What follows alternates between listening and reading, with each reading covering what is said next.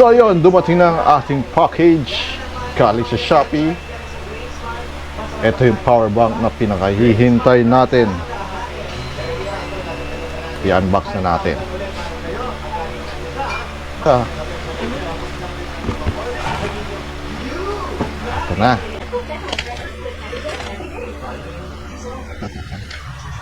Stranyo. Doesn't durable. 7,000 mAh. 65 watts yung kanyang charging. Ito yung box niya. Pwede siya mag-charge ng laptop, cellphone. Paganda ng box, oh. Napakabigat. Nalingahan din.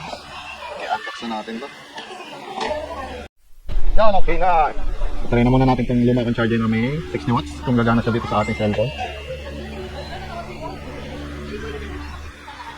May lalabas kasi dito kung fast charging. Try natin sa Type-C. Ito yung luma ko na charger. Sa moment of truth. Yun, quick charge. Nakikita nyo. Quick charge. Ulit. Ayun, quick charge. So, makikita nyo. Ibig sabihin fast charging talaga siya. Meron kasing quick charge pero hindi talaga siya quick charge. Try na muna natin tong strap na kasama niya. Strap has USB Type-C. Yan natin. Uy, quick charge na. Napakaganda ng power bank na to.